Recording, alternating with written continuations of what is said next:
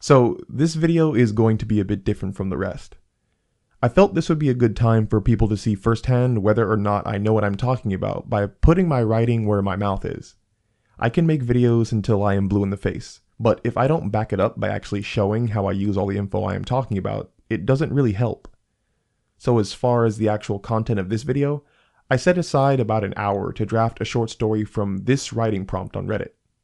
For a few years, kids the world over made news by retrieving ancient swords from lakes.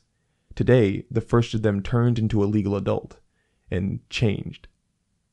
The main goal of this channel will still definitely be to learn about the craft of narratives, stories, and plots, but I feel like grabbing a prompt from Reddit every once in a while will be helpful too. It is a true skill to be able to create an engaging, fully fledged narrative off of just a sentence or two, and you all can be the judge on how much more I have to improve on honing that particular skill.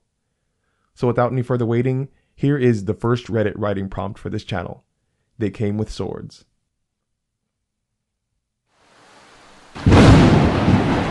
What's your name, son?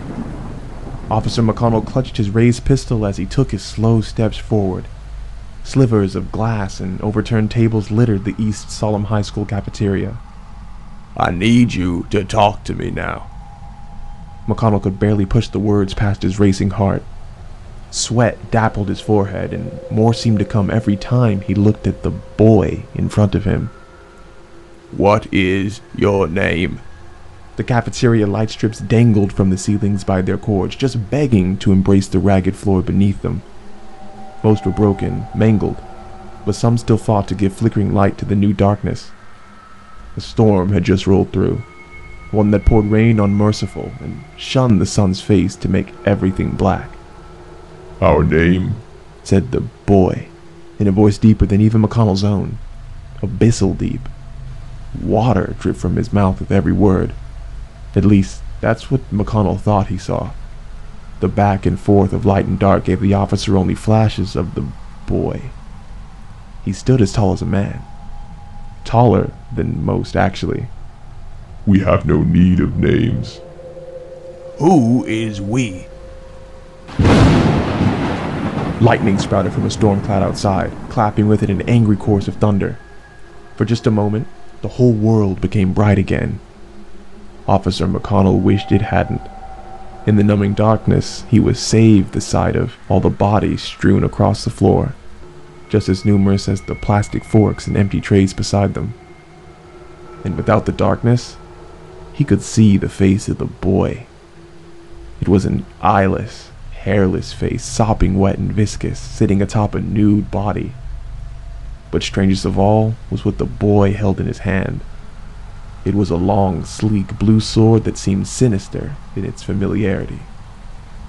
Put the weapon down now, shouted McConnell. All the storm's light rushed away again. That cannot be done. The boy looked to his empty left hand. This body is necessary. We cannot release it. We cannot release any of them. The sword! Put down the sword! Officer McConnell cocked his pistol. Our arrival has been long awaited. You shall not forestall it, Father. Officer McConnell squinted. What did you call me? We see you as Father, this body and I. You knew us as Catherine. She contracted our unity by pulling me from the lake. She bore a deep love for you, but she now understands what needs to be done. Catherine? Officer McConnell dropped his gun. That sword in the boy's hand was so familiar for a reason.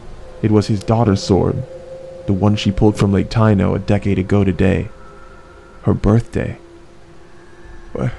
Where's my daughter? I was coming to surprise her. Where is my daughter?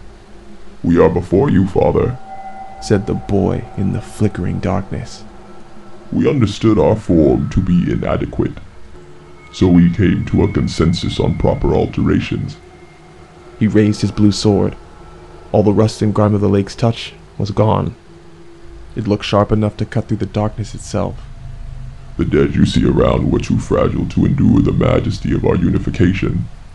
They perished, Father, when my life reached the moment of its 18th year, and I became we. Feel no lamentation, though. We are the first of many, Father. If it gives you solace, that may be our name. Scion. An arm of lightning punched through the roof of the cafeteria, enveloping this faceless being in blinding light. McConnell fell to the ground and covered his ears. When he looked back up, the air was alive with the buzzing of static charge and the pounding of rain. But the boy was gone.